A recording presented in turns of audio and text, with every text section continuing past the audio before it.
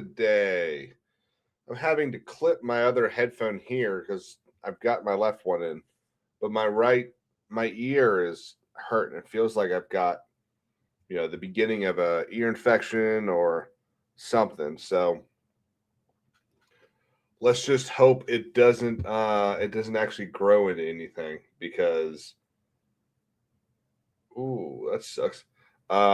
Because that would just not be fun. Um, Still waiting to hear from the firm about severance and everything. Seems like something you should probably call and deal with sooner rather than later. But they, I don't know. I was very, very angry. I talked about this yesterday. I was very angry throughout Monday, and I talked about how on yesterday morning, I woke up and had those really dark thoughts, failure, all that kind of stuff. I woke up again this morning, 3 a.m. I gotta stop doing that. I got to sleep through the night, one of these days. But I woke up at 3 a.m. and I didn't have, I was still angry. I still had those what am I going to say when they call, all those kind of thoughts. But I didn't have the dark thoughts of, woe is me. How could I have done this again? They weren't there, and I credit y'all. All the people I've talked to, I credit y'all's prayers for that because yesterday morning was bad. It was rough. So guys, thank y'all for that. Sean says, "Hail Kings." Well, hail Sean. How you doing today, buddy? Where are you today? Are you still God, weren't you in you were in Wisconsin the other day.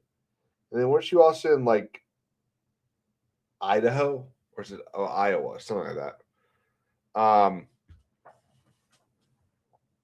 Yeah, I gotta see that. I finally looked up the Iowa potato ice cream thing. Oh, that looks so good. Well,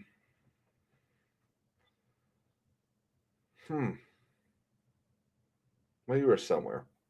I don't know. I can't keep up. I can't keep up where everyone is. I don't know how Jay does it.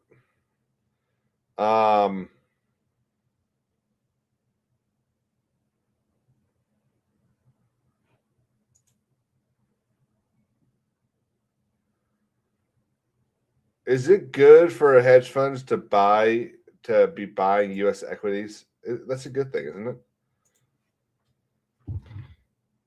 Is this good for America? Drove out to Seattle and back. Damn. I'm getting all the financial news. This is the one bright side of the layoff is I had quite a couple friends that worked for this firm. I wonder if I'm on the website, still on the website. Hang on. Let me look real quick. I'm still on the website. That surprises me. What was I saying? Oh yeah, so I had quite a couple friends at the firm, and whenever big financial news would come out, one of them who used to be a big finance guy would talk to us all about it. And he's always kind of like, oh, this is not good, this is bad. One of them, he was talking about some news with United Wholesale Mortgage last month because UWM lost a whole lot of money. And he was talking about how this is not good. And, for the most part, I always kind of believe him. But I looked it up and I was like, well, 80% of that loss is due because they've lost a deal. They had a big mistake. They really fucked something up. So I think you're freaking out over nothing, man. And he kind of ended up agreeing with me a little bit. But the bright side of this is I'm not sitting there at work right now seeing a wall of texts from him about, the crazy financial news that's come out in the last week or last day or two. So I am happy about that. Mark Reality asks, is there any video footage of the disturbance at the Wisconsin State Fair? There were allegedly 1 million people there. I don't know what you're talking about. Wisconsin State Fair.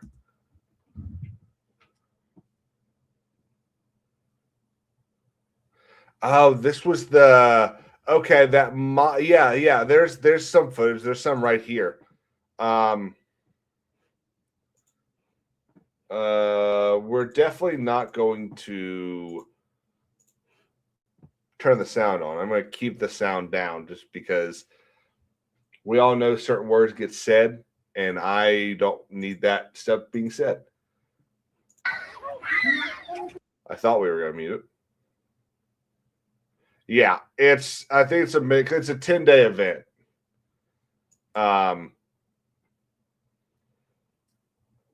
I just don't understand this shit. What is it? I mean,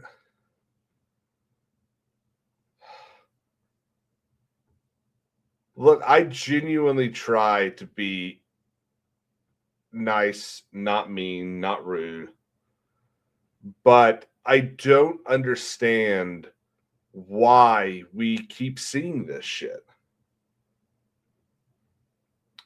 I'll tell you what, I'm gonna bring this up. I'm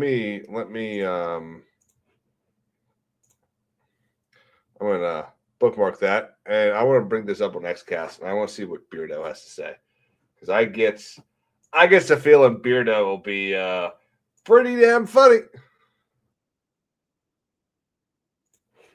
But yeah, I mean it's insane. I mean, Mark, you can probably count.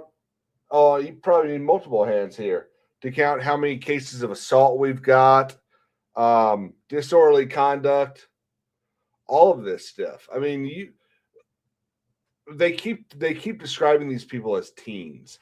So, let's say it's just a bunch of 17, 18, 19-year-olds.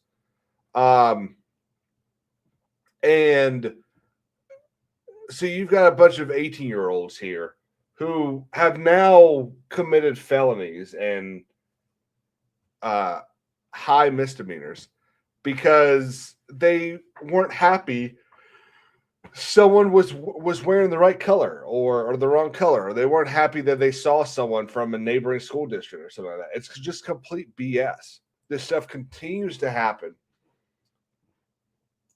I just don't understand it. And the cities and the states don't seem to want to do anything about it. I think that's the thing that annoys me the most is like I don't know if understand is the right word. I can comprehend. Okay. I can comprehend gang culture and wanting to feel like you belong and trying to find that thing that you don't have because you don't have a dad or you don't have close family or something like that. I can comprehend that. Okay. What I don't understand is getting to the point where you decide to end somebody's life just because they dissed you. Like I don't understand that. And the thing that's I think even more annoying is, we see this all over the place. Okay, all throughout every single, whether the city has 20,000 people or 2 million people, we see it in every single one, where you get these kids doing this shit, and the state and the city do nothing about it. I think we've had one of these teen takeovers where the city actually went after people involved in it, actually went after ringleaders, actually went after people that damaged property and all this stuff. And there's a difference between, finding out that a bunch of your friends are going to this event. Let's call it a team takeover. This team takeover on, Friday night at 8 o'clock. There's a difference between going, hanging out with your friends, kind of watching, and actively participating in the destruction of property.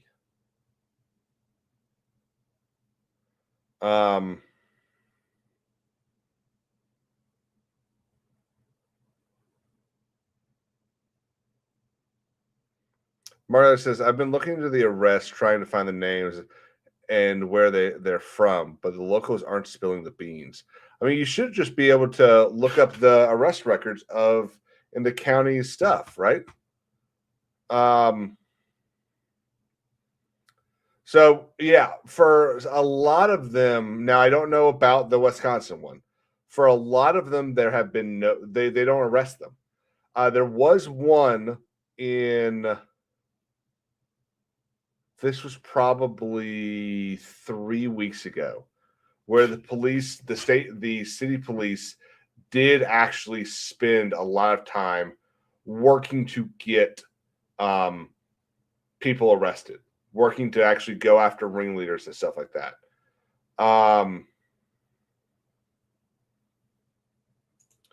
But beyond that, I don't have any example or know of any times where they've actually been serious about getting these people.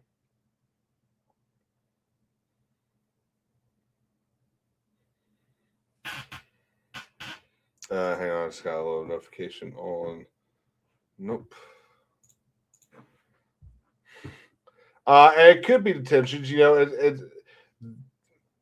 and I both know a lot of these cities have the first time arrest things where, if it's your first time, you can basically just get a desk appearance ticket and leave.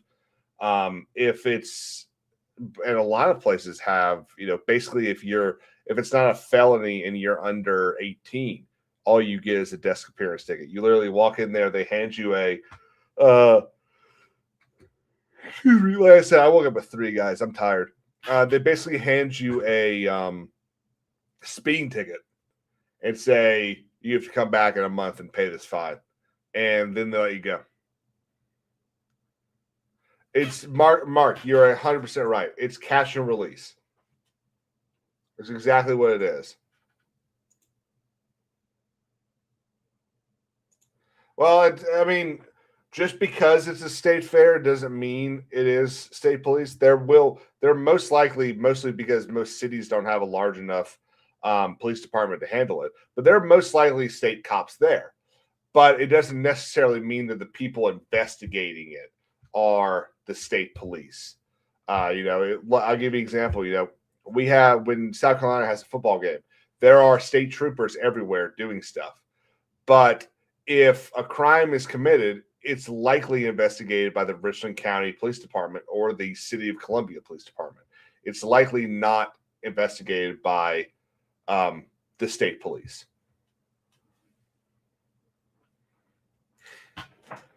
Let's see, what's this?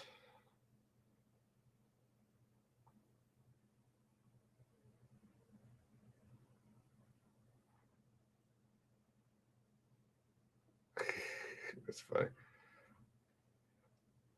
So we got some cold weather coming, guys. I care a little less about this because, well, actually, this is a much bigger deal for me because I'm going to be inside for the next several weeks now. But like the high today is 95 as opposed to Monday. Monday, I don't know how it was for y'all. Monday was the hottest day here in Columbia this year. So I'm excited to get back down towards the low 90s, high 80s.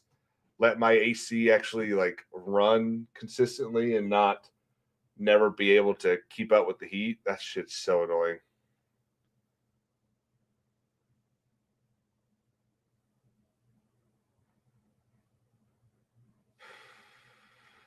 I hate you, Sean.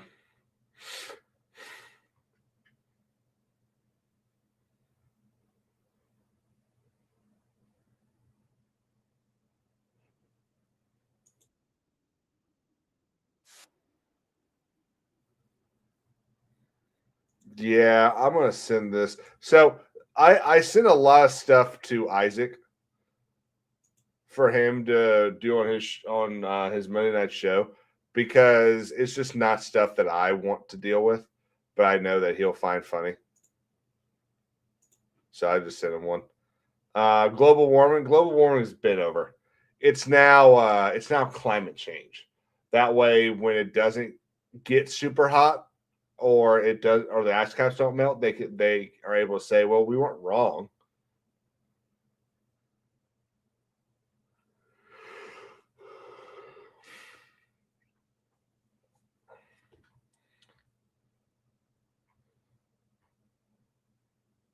Let's see. I did. Let's start with something that's wholesome. Okay. So I've never heard of this guy before, but there's this dude that goes around and rates benches, and he gave his first 10 out of 10. He gave his first 10 out of 10 on a bench in South Gloucestershire, England, where he visited with his wife moments after they got married. But I'll bet you, I did say benches, yes, not not bitches. I want to see if I can find one of these videos.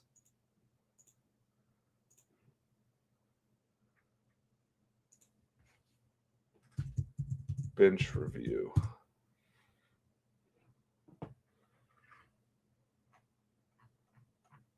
It's just a bunch of weight bench. Outside bench review.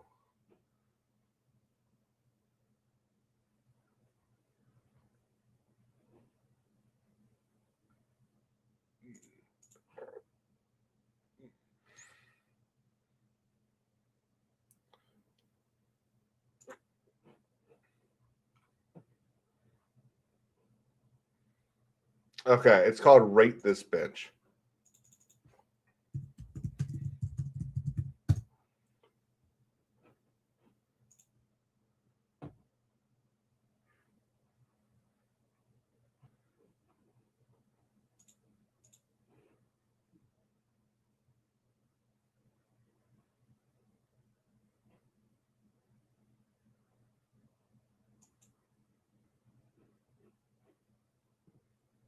Is it this one?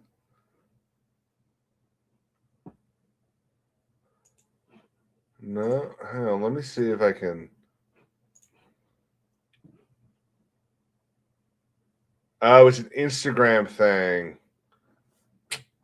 Well, that's too bad.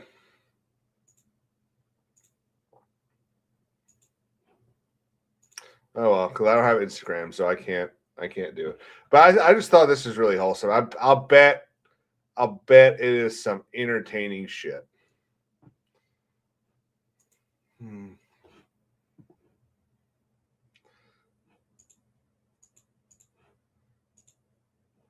I forgot Jay goes long on Wednesdays.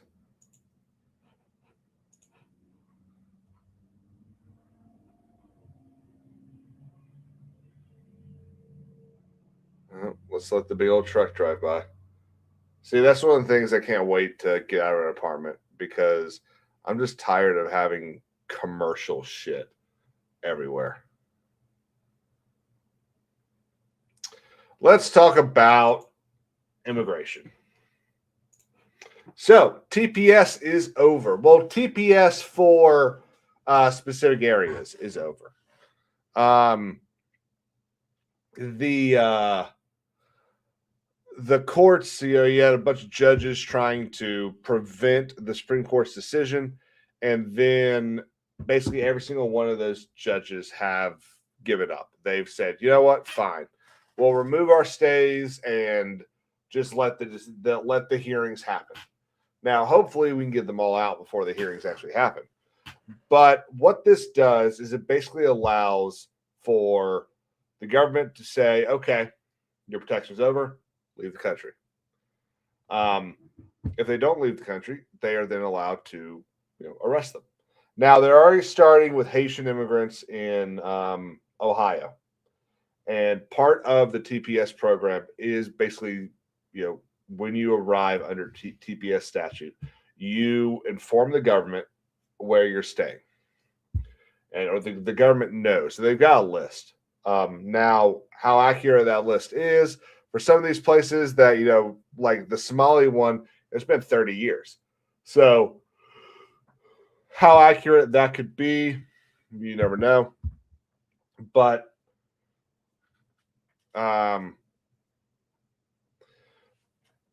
hopefully that those million of North Africaners that are here will get out.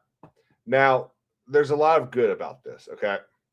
Not only does this affect the American dream because it allows for costs of things to go down. Now, do we see if we kick the second these million people are gone, does the house price go down?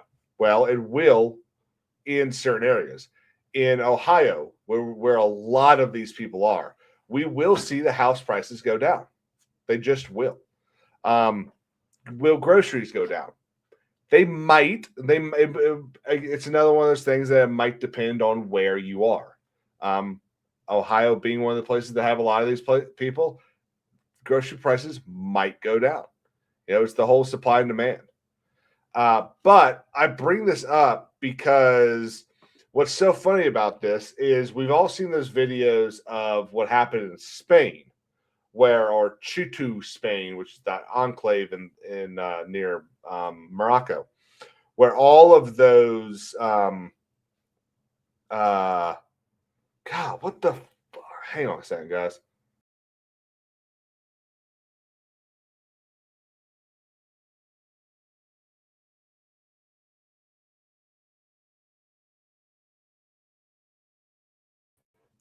God, well, I need to go shave. Well, not shave. I need to go trim. My mustache is getting in my nose. Fuck. Where was I? Yeah. So we've all seen those videos of Chitao, Spain, where all of those people are getting are all those military aged men are just rushing the city or rushing into Spain, basically starting an invasion. Okay. And we've seen a lot of these immigrants being, a lot of these TPS people are, well, very few of them are families. Okay. A lot of them end up being military aged males. And the reason I make that point is because then let's look at the graph or the chart talking about the white Afrikaners that have come over using the TPS that Trump gave to South Africa. So of the, I think it's about 3,000, so a total of 7,200 Afrikaners arrived in the U.S. between May 12th, 2025 and June 8th of this year. These newcomers resettled in 49 states and the District of Columbia, but more than half have resettled in only 10 states: Texas, Florida, California, North Carolina, Michigan, Ohio, New York, Iowa, Colorado, Oklahoma. Of those 7,200 Afrikaners, 2,100 were less than 18 years old. 4,800 were between 18 and 65, and 214 were 65 plus. Now, 51.6% of them were male, which means 48.4% of them were female. That sounds a lot like families. And we've seen the pictures. I even brought up the pictures on a video I did, that you can see actual families coming in, doing all this stuff. And it's very clear that these are refugees who are actually looking for a better life, and not people who are coming here simply to scrounge our social securities. Sean says that they had a Haitian population in a dead industrial town near him. They all vanished over the last year. Yeah, doesn't surprise me. Good morning, Marianne. Mark also says housing prices will go down to where 20-somethings can afford to move out of their parents' house after we kick out the 50 million dirtbags. Yes. So I actually have a video about this. I'll kind of spoil it now, but there are significant things that are being put in motion over the course of the next couple years. Okay. So one of the things that really aggravates me, I want to see if I can find this.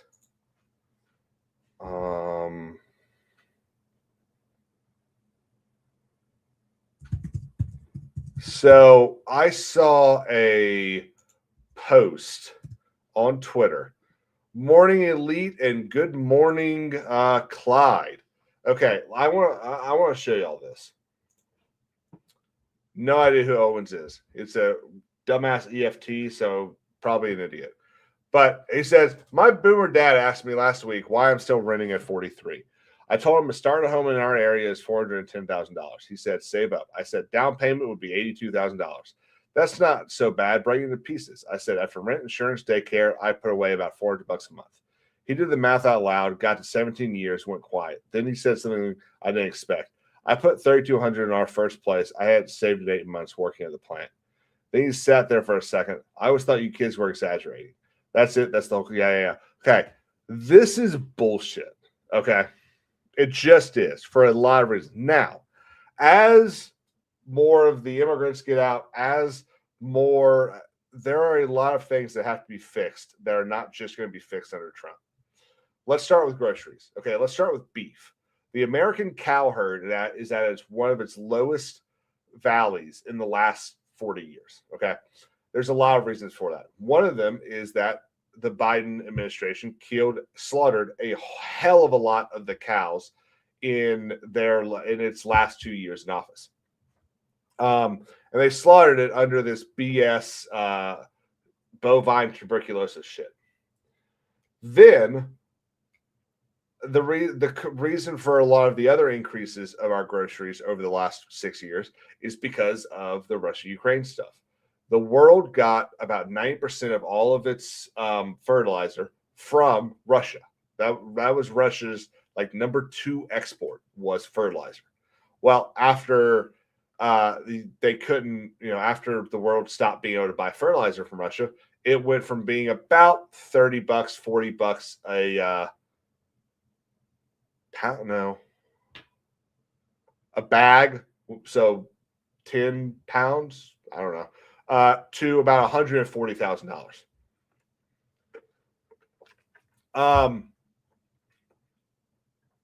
So that's why groceries have gone up, because it costs more to grow everything by an exceptional amount, because the fertilizer costs a whole lot more. The pesticides, all those things cost so much more money because of the green initiatives that the Biden administration put in. Now, one example I make in my video, it compares it to the reason we don't have small trucks anymore.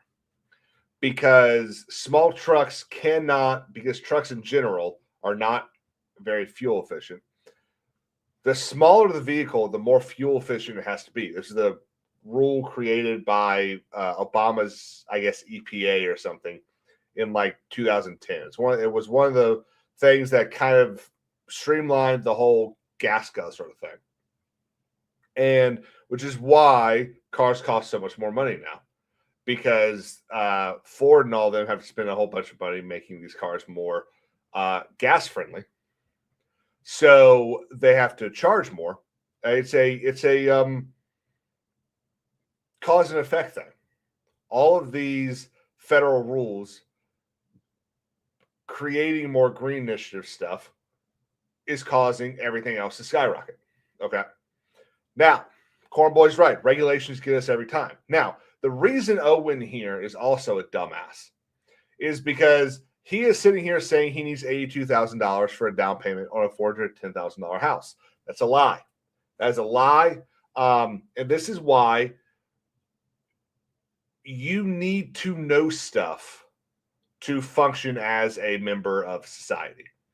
Because what Owen could do is Owen could go get an FHA loan, which only requires 3.5%. Let's say he gets the $410,000 house. He needs $14,000. Let's call it 15. Just make it nice to say. Now, $15,000 is still a lot of money. I'm not going to sit here and say it isn't. But Owen says that he can put $400 away. So we divide that 35 months. Divided by 12.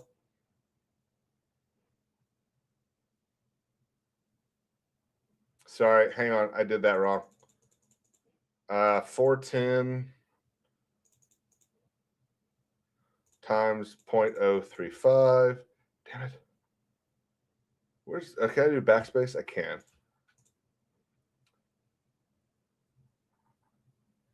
Divided by 400.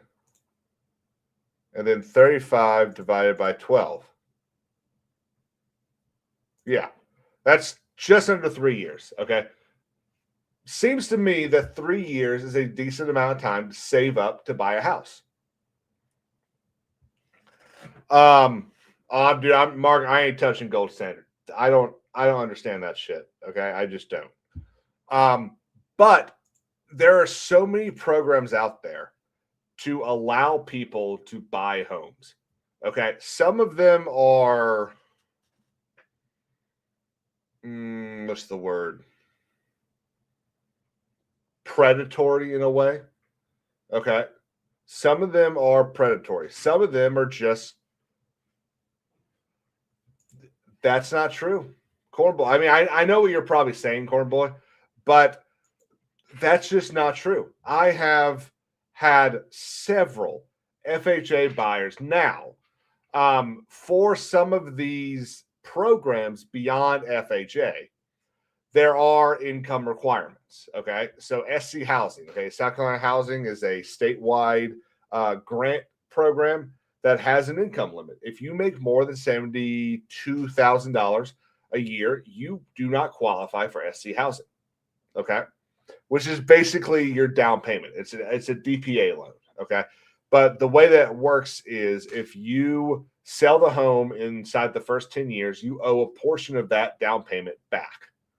Okay. If you sell the home within, if you sell 8 years, you have to pay, I think it's like 32% of that 10 grand back. If you own the home for 10 years, then you sell it in year 11, you're good. You're fine. So not knowing this stuff, and again, one of the reasons I know this stuff is because this is my job, or was my job, hopefully soon to be my job again, but we'll talk about that later. Mark Reality says, never argue with Cornboy. I've met him in person. He's probably a lot bigger than you. Cornboy can be as big as he likes. I have weapons.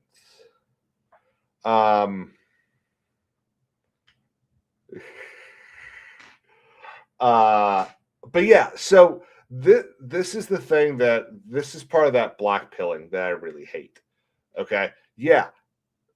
Finding 82 grand to do a 20% down payment and avoid private mortgage insurance is hard as hell. But you can find, if you're able to put away $400, was it a month? Or yeah, if you can put away $400 a month, you can save up to get that 3.5% down payment for an FHA loan. So this kind of thing annoys me. It really bugs me because it's part of that black pilling that I sit here all the time and tell y'all not to do. Yeah, there are things that are pretty bad, but it's a lot better than we think than the internet tells us it is.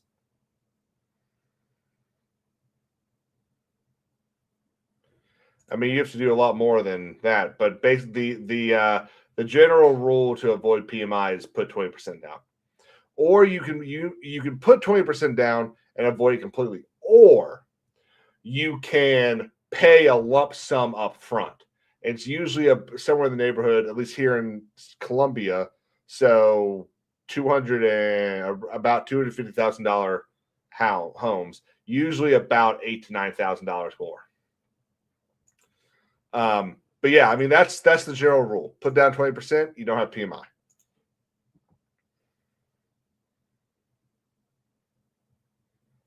Wow, that's awesome.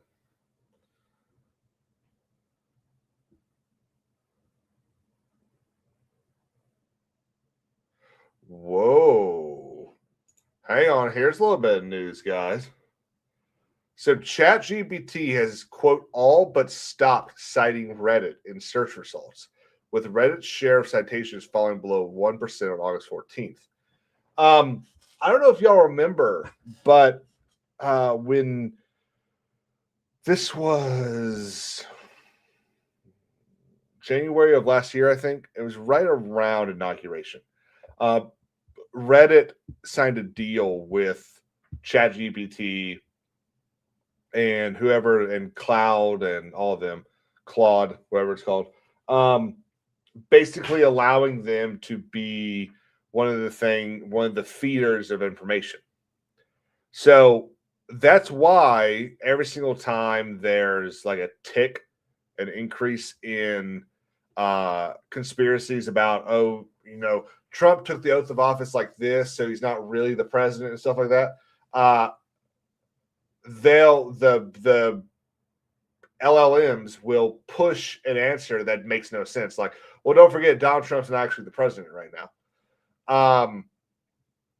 And I think that's one of the reasons this has happened is these LLMs are realizing that Reddit is really messing up their results.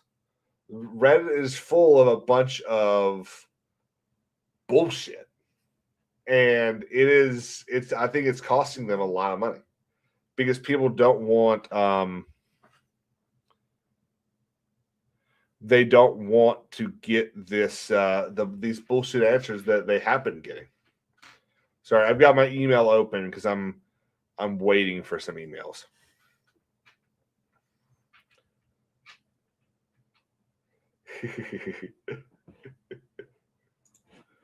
Yeah, I just randomly saw that. I thought that was pretty interesting.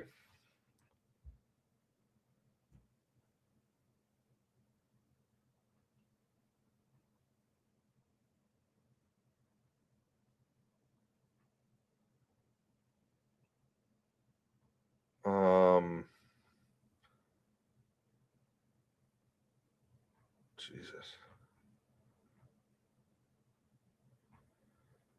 We had more reports that that refugee admissions to the U.S. have dropped by like 92% over the last year. Yeah, Sean, that's going to be one of the. Oh, you don't know about this? That's what the question mark is.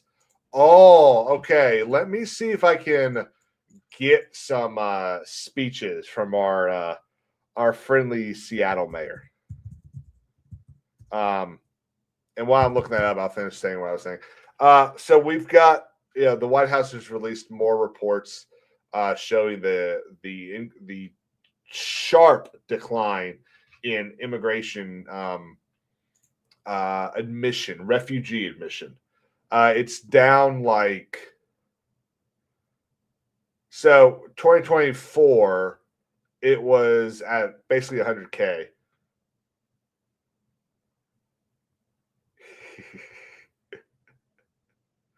And then last year it dropped down to just above 25, and now it's at like 2,000.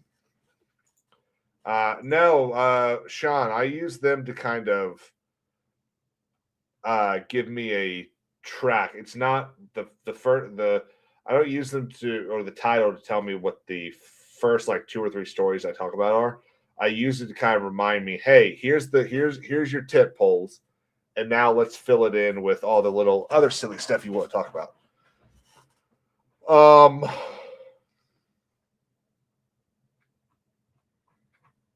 I saw a video of hers. Maybe I find it on Twitter. But yes, she is facing a recall.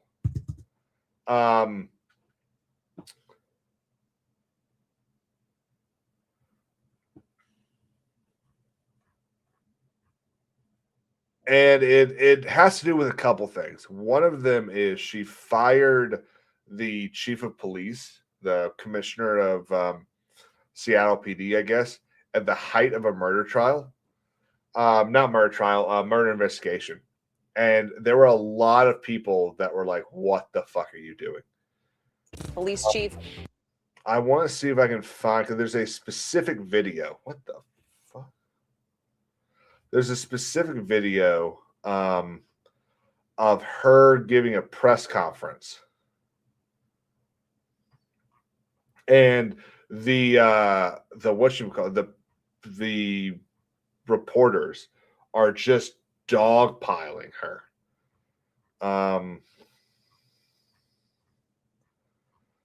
But I don't know. I didn't save it, which is unfortunate because I meant to.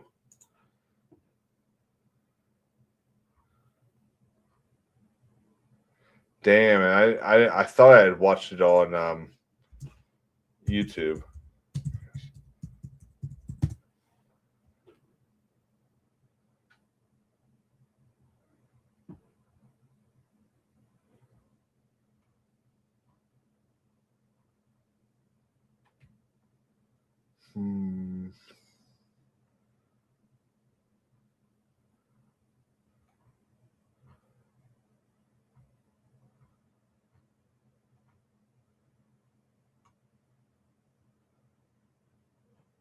Is this it? No, that's so. Remember, they had like a big old shooting at a festival, and if I have my timeline right, she basically fired the chief of police in the middle of the investigation to find that shooter. And there were a lot of people like, why'd you do this? Like, we don't. There's now more questions regarding what's going on than prior to this shooting.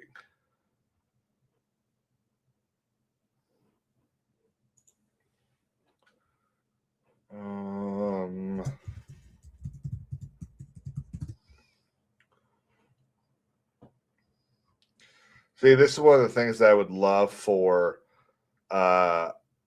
Twitter to get better. Is if I bookmark something, it should get bookmarked. I should not have to go find something that I bookmarked, because there have been so many times where I have saved something, gone back here on this live show to find it, and cannot find it because it either did not get fully saved or what, but it keeps happening. It's really annoying. It's a mass shooting. Sorry, this is Seattle News Tonight. We also have new development. It is. I'm trying to see if I find out what's. So Fox 13. And the 5-hour delay for answers after Sunday's mass shooting at the Seattle Center. Yesterday, we told you an SPD spokesperson said they were waiting on dignitaries before holding a press conference late Sunday night. Mayor Wilson denied that played any role in the delay, but now a source tells Fox 13 that SPD leadership was ready to go hours earlier until the mayor's office stepped in and stopped them. A source at the Seattle Police Department told Fox 13 officers wanted to hold a media briefing Sunday night to update the public, but Mayor Katie Wilson's office asked them to wait for dignitaries to arrive. Did anyone in your office tell SPD leadership that they could not hold that press conference between 7:45 and 8 p.m. Sunday night? That is not my understanding, no. Gosh, she looks terrible. Wash your hair. Do you know if there's anyone else in your office that are making these calls without your knowledge? That is not my understanding, no. So my understanding, which I shared yesterday, is that first of all, we had a lot of communication going back and forth between my office and SPD and our state and federal elected officials as we were trying to work together on the response to this incident. When you have a mass shooting. Hold on. And like I said, at Seattle Center, we had a scene of active investigation where the police were actively looking for suspects. And so my understanding is that we were told that it was was not helpful to have me or other elected officials coming down to the scene while that active search was going on. And so we went back and forth and eventually landed on an appropriate time to address the press and to share information. The shooting happened about 6 p.m. Sunday. It took nearly 5 hours until police and the mayor updated the public. Governor Ferguson and Congresswoman Pramila Jayapal both participated and offered thoughts and prayers. Our source tells us SPD was willing to do multiple briefings that night and wanted to get the first stream of information out hours before Sunday's press conference that started close to 11 Sunday night. I think what makes it difficult to believe is because they have had significant training that we have heard about. They've paid tens of thousands of dollars to be trained by consultants. So they know exactly how to handle a situation like this. They have the information. They know when to put the information out. They know exactly how to do it. And they have certified, trained professional law enforcement who are well able to handle this without your attendance or anybody else. So how does this happen? I just answered that question in my response to the other reporter. Thank you. Well, that was reporter Dan Griffin who asked that last question you just. All right, so it's in that same press conference, but there's a guy sitting like 3 rows back from the last dude to ask the question that basically says, oh shit, what was it? Damn. See, this is the problem with reading out of this stuff at 4 in the morning.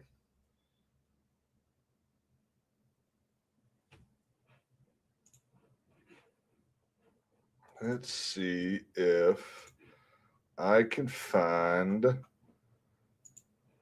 the rest of that press conference. Oh, this might be it. Is the information last right? Let's just see. Doing here is we're and again we are. Nation wants.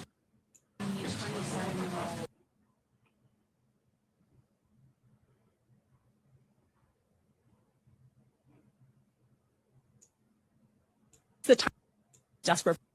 Yeah, I think you do.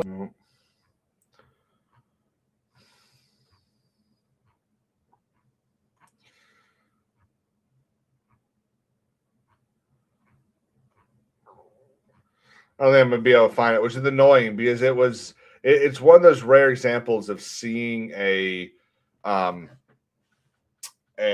journalist actually do their job and push back on a politician just spewing bullshit, just completely lying to their electorate. Let's add a recall to this and see if that prompts the result that I'm looking for.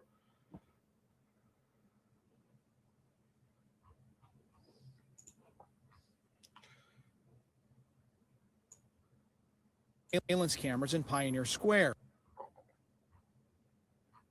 I will say what I did not expect this morning was to wake up and completely agree with Bernie Sanders.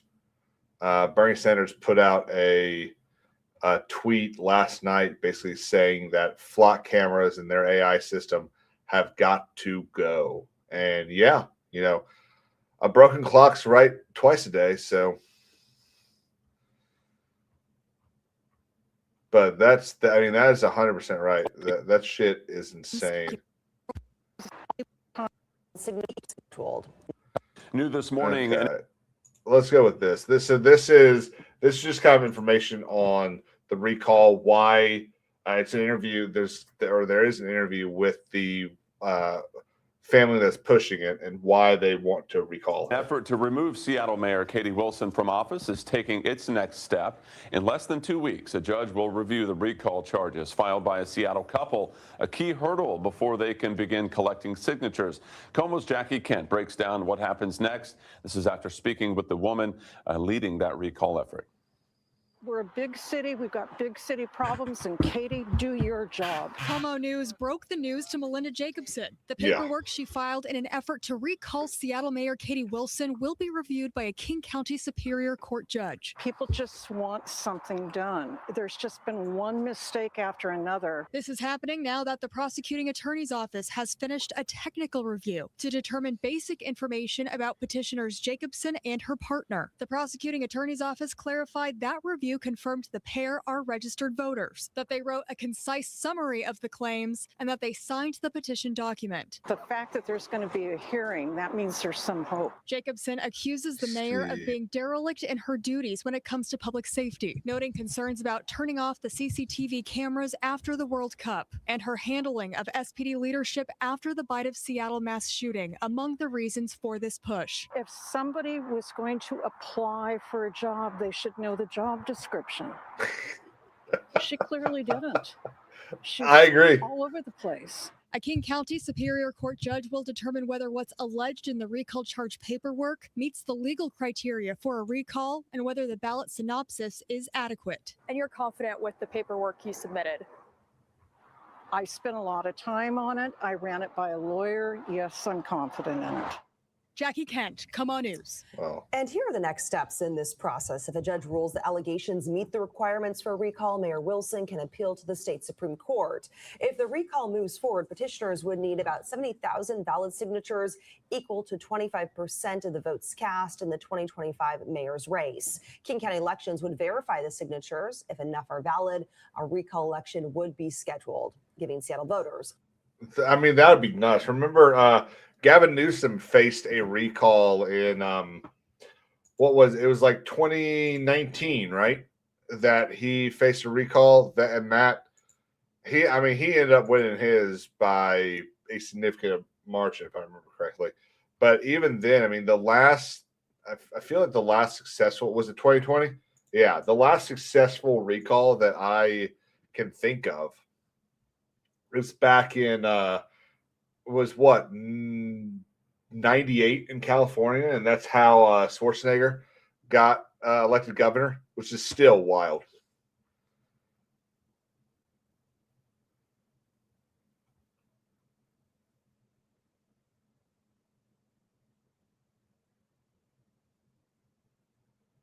So how legit was that recall election, the Newsom one? Well, I mean, it actually, it was legit in the sense that it actually did happen. Now, what perks did he throw down to try to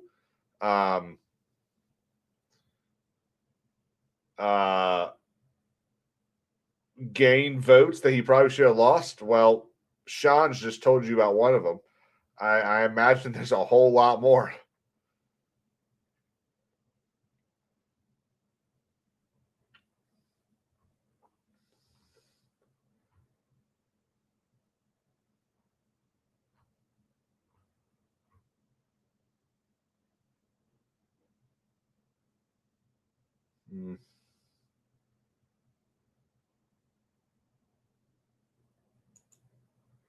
Yeah. So there's been a lot of talk from the White House over the International Criminal Court. So the ICC is this I don't know how to describe it. This kind of dumb idea that came out of the 40s, 50s, and 60s that the world should have the ability to put international criminals on trial. And it's usually been used for war crimes and things like that. Well, the United States is not signatory to the ICC. We do not recognize its authority. In fact, there are laws on the books that actually require the president to use the military to rescue someone who is an American citizen arrested and put on trial at the ICC. Actually, I don't remember their laws. I think they're plans of action. I don't think they're actual laws, but there are systems in place to basically make sure that SEAL Team 6 can go in and get whatever American gets arrested. That's kind of what happened with the whole in New York when Netanyahu landed, and Mandani apparently wanted to try to arrest him and send him to the ICC because I guess he's under indictment in the ICC. Well, the U.S. has sanctioned International Criminal Court President Tomoko Akane with Secretary of State Marco Rubio calling the ICC a sham of a court. And I think it's so interesting how, as these global bodies have grown, the ICC, the World Monetary Fund, the International, and so it's IMF, International Monetary Fund, and then World Health Organization, the United Nations, all this stuff. As they've grown, the shit going on in the world has gotten worse and worse and worse. The ICC does not do anything. It didn't put Boko Haram on trial. It didn't go after Gaddafi. It didn't go after what's his name in Syria. It didn't do anything. It hasn't gone after Putin. It hasn't gone after Zelensky. It hasn't done anything. It is the definition of a empty suit. I mean, it's absolutely retarded how useless they are. Yet they like to publish articles all the time criticizing America or stuff that we're doing. They like to they basically like to claim that, you know, Europe is the world's moral leader. Look, I'm not going to sit here and say that the United States doesn't have problems. You know, there's several things that we should and could do better. But to act like Europe is the moral authority in this world is ridiculous. Mark Reality says, who are these ICC judges? Well, here's one of them. That is the chief judge, Tomoko Akane. And Sean says, where did those two world wars take place? Yeah, in Europe and Asia.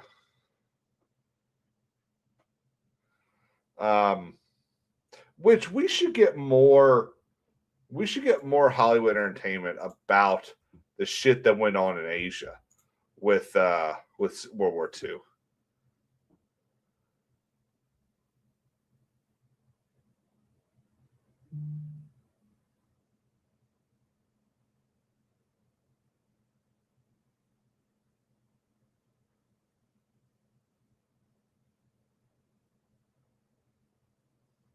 Liberia has agreed to accept up to 1,200 people deported from the U.S.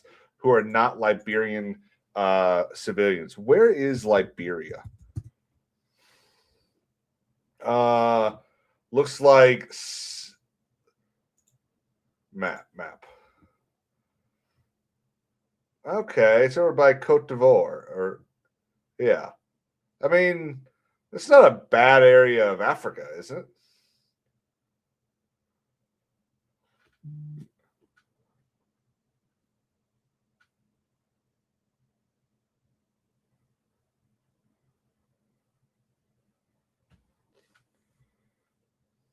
Have y'all heard about that video game they're doing about the Chinese fight? Well, Sean, there's a couple. I mean, it's a big place. It's kind of like there's a few good areas of California. Chinese video game. This looks incredible. Now, this is absolutely Chinese propaganda. Abso-fucking-lutely.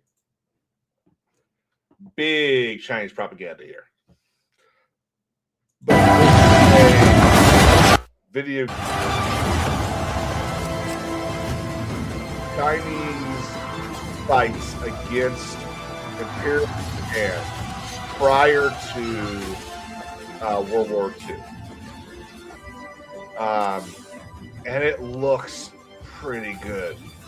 Now, what I will say is I don't think I would ever buy it because I'm pretty sure that the second you download it, you allow your computer to be taken over by Chinese propaganda shit. But this is an example of, you know, a kind of story that I'd love to see someone do. Call of Duty, stop making World War II video games all the time. Okay. There's other stories to tell. This would be like an Activision game about this done in 2008 would have hit so hard. Why don't we have a story about the Chosen Frozen? Like, what are we doing?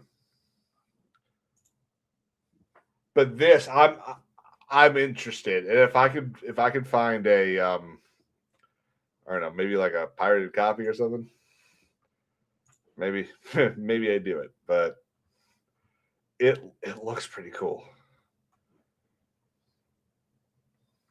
Maybe what I'll do is I'll when the game comes out, I'll wait for people to actually like dive into it and investigate the coding and stuff, and wait to find out whether or not there's actually bad stuff in it.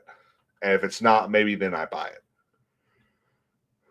Yes, thank you. The Sino-Japanese War.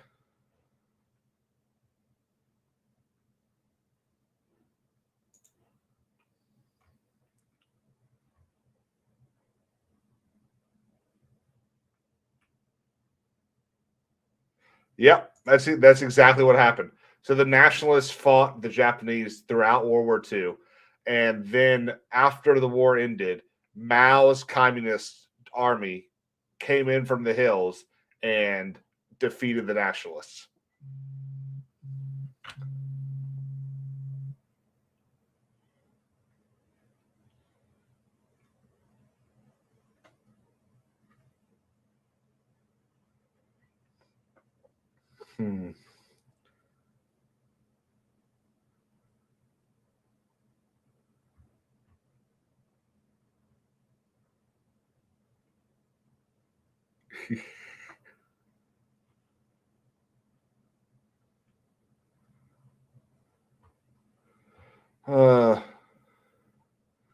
I didn't really have a lot to talk about today. I mean, I guess we talk about Florida. So the big story about Florida is not Byron Downs winning. It's not Debbie Schultz beating that crazy chick. It's none of that. The big story, at least for me, in my opinion, is the sheer size difference between the Republican Party and the Democratic Party in that state, at least in the primary voting. I mean, the Republican Party had like, I think it was like 1.7 million votes cast, and the Democratic Party had like 700,000. Florida.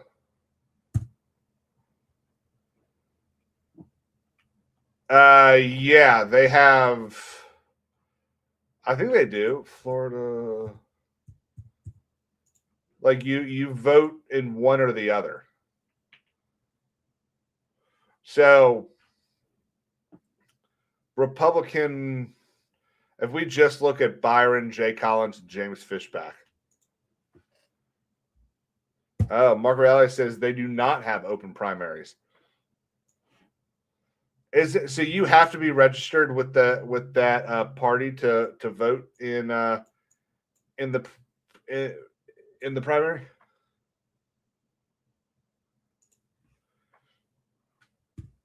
$810, $426 plus. Damn it.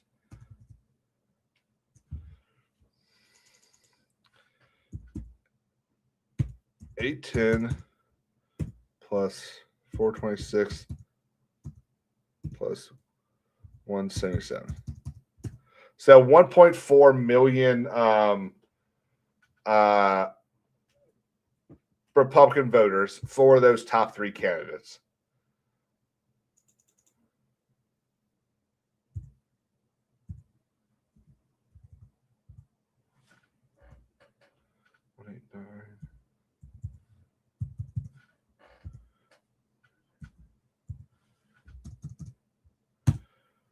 Just over a million for Democrats. So I mean that's a 400,000 point swing. That's a big difference. There are not a lot of states that have that big of a difference between the two parties. The vast majority of the states, I would say, at least that vote, I would say the difference between the two are less than 100,000 people.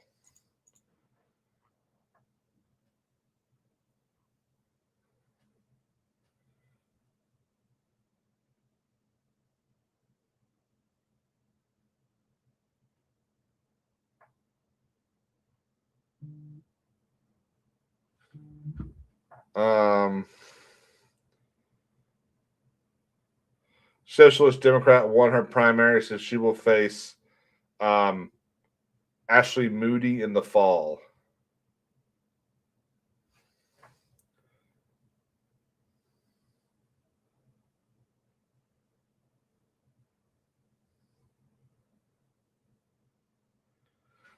Which one's Ashley Moody?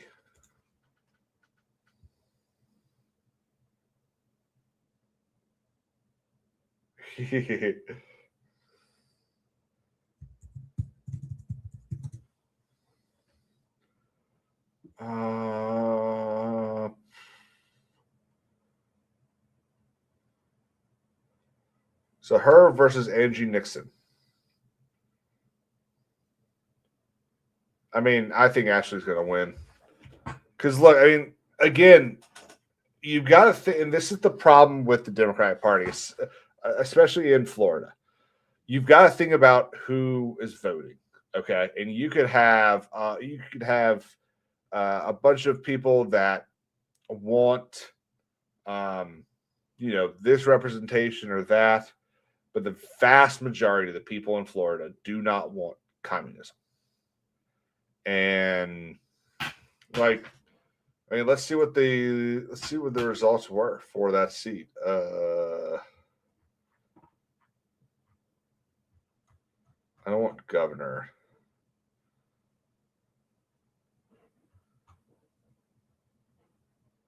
Senate results.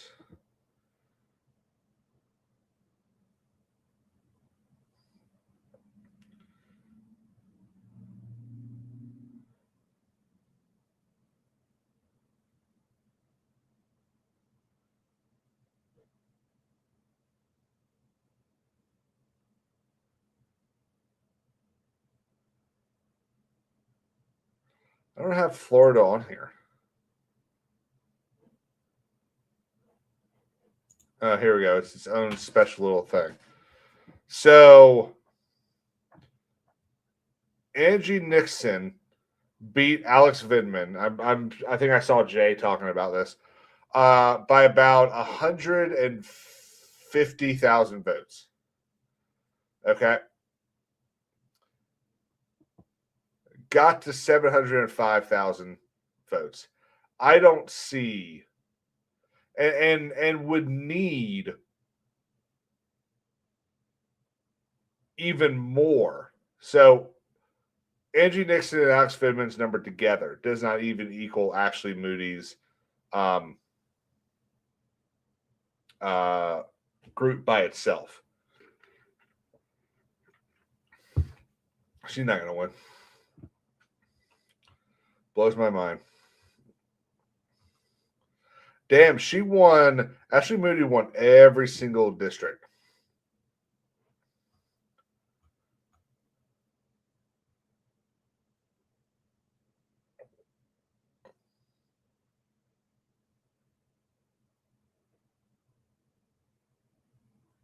Huh. I mean, I guess that makes sense. So if you're appointed, I did not know this. I thought that if you were appointed by the governor to hold the Senate seat, hold an open Senate seat, that you held that seat for the rest of the term. But apparently you only hold it until the next election can happen. Margaret Alley is 100% right. The midterms are going to depend on turnout. So don't get blackpilled. Go out and vote. Otherwise, we're cooked. 100%. And that's sort of the rule of all midterms. Midterms in general require a more proactive voter base, because a presidential election already is so like charging and so impassionate that it's easier to get people to go vote for the president. It's harder to get people to go vote for their state rep or their senator. It just is. It's one of the reasons why we see such low voter turnout in special elections and in primaries that happen in off president years.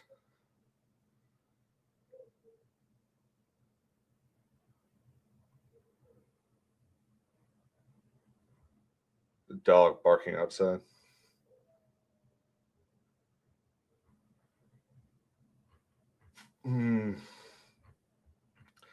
Well, that might be it.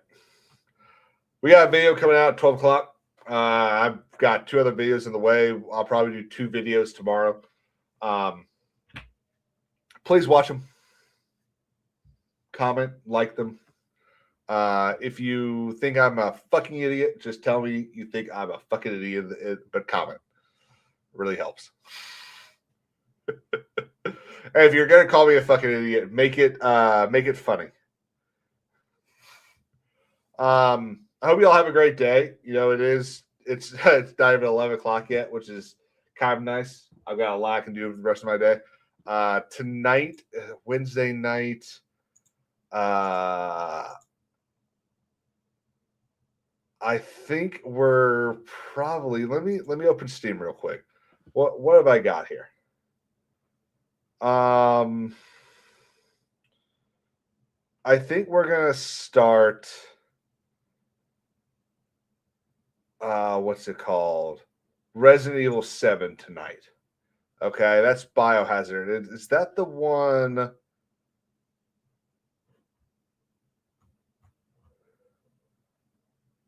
I don't remember which one 7 is. But we're gonna start that. But this afternoon I'll probably just throw up like a roulette one and just play whatever the hell I feel like playing.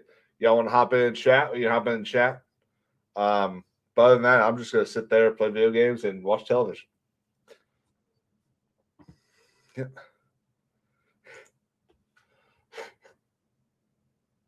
Fuck you, Sean. Hate it. Clyde comes in and gives 5 memberships. Thank you, man. Let's end on that. Hang on. Where's my thing?